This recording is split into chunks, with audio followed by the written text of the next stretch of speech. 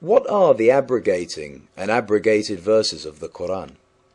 The Qur'an is unique among all the holy scriptures of other peoples, since it is the only one that allows the God of Muhammad, Allah, to keep changing his mind regarding his alleged revelations to Muhammad.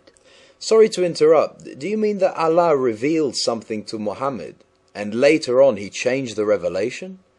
How is it conceivable for any God, any omniscient God, not to know beforehand everything? You're right. As shocking a realization as this is, the fact is nonetheless that Muhammad's Qur'an contains abrogated and abrogating verses in 71 surahs out of 114, comprising 62.28% of all the surahs of the Qur'an that have had verses changed, overruled, or deleted. This shows Muhammad's Allah as bereft of foresight, with a fickle mind, and incapable of assessing the weaknesses and strengths of Muhammad or his followers. This is, of course, a blasphemous characterization of any omniscient divinity. Neither in the Hebrew Bible nor in the New Testament are there such verses.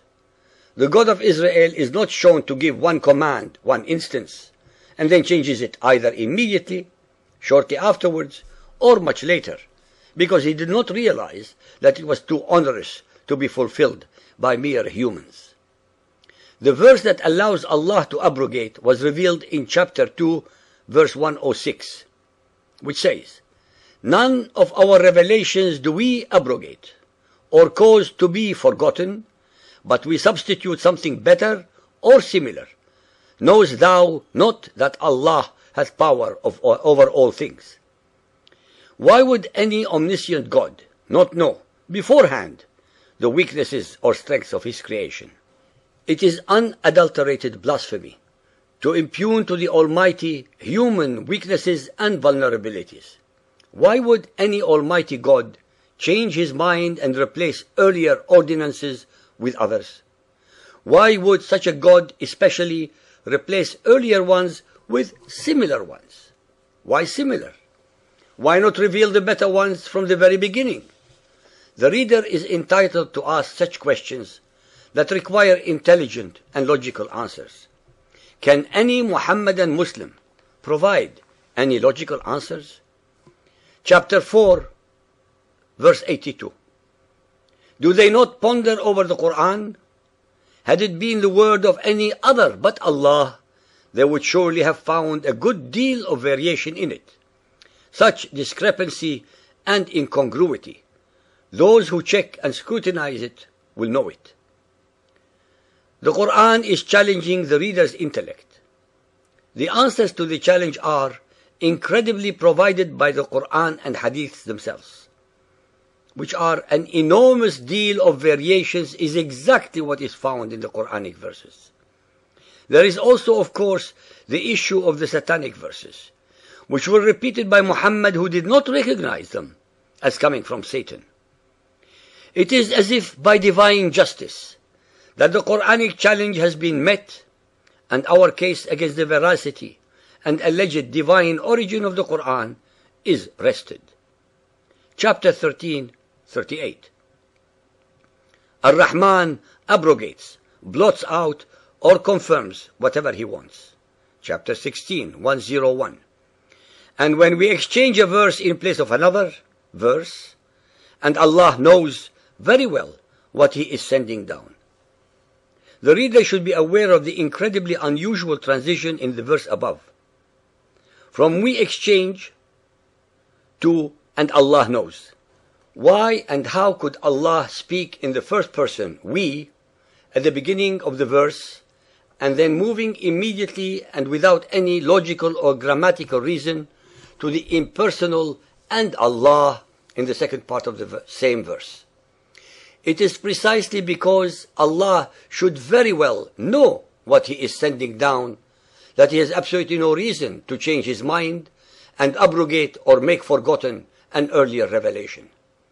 Even the illiterate and unlearned Arabs of Mecca found it intellectually and theologically fraudulent to believe in such a fickle, indecisive, and fallible Allah. Since the Qur'an and its interpreters repeatedly mention the inviolability and eternal character of Allah's rules and regulations, how can they at the same time explain away the most controversial cases of the abrogated and abrogated surahs, which number 71, that is 62.28% of the Qur'an? In addition to the above anomaly, the reader should also be aware of the missing and forgotten verses that are mentioned in the ahadith. Why and what for would Allah the Omniscient, the All-Knowing, change His mind at what He had already announced and replace it with one equal or better than the first? What would the purpose be of changing one for an equal? Why change it if it is only for an equal? Does Allah break His own promises and instructions? Does Allah hence have more than one preserved tablet in heaven? If so, which one of them is the correct one? It all sounds more than just blasphemy and mumbo-jumbo. It is all an insult to the Almighty and to the intelligence of all human beings who accept such profanity and idiocy of a concept or dogma.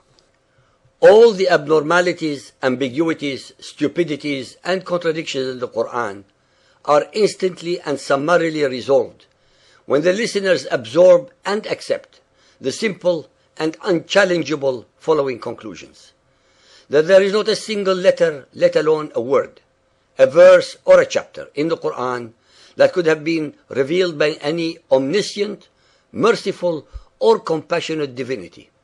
Because in reality, every letter, word, verse, and chapter in the Qur'an is the product of Muhammad's imagination, his own personal alter ego, cleverly projected into the unsuspecting mouth of Allah, the supreme pagan rock god of Mecca, embedded into the corner wall of the Kaaba called the Black Stone.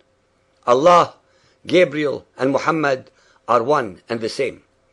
Muhammad used Allah and Gabriel as props to give his alleged revelations a cloak of sanctity and divinity. But in reality, it is all otherwise satanic and totally Muhammad's. Those who doubt what is being revealed here can read much more on our website, as well as when they read the following books written by the followers of Muhammad, such as Al-Suyuti's Al-Itqan fi Ulum al-Qur'an, Jamal al-Din al-Juzi in his Nawasikh al-Qur'an, Abu Ja'far al-Nakhas al-Nasikh wal-Mansukh.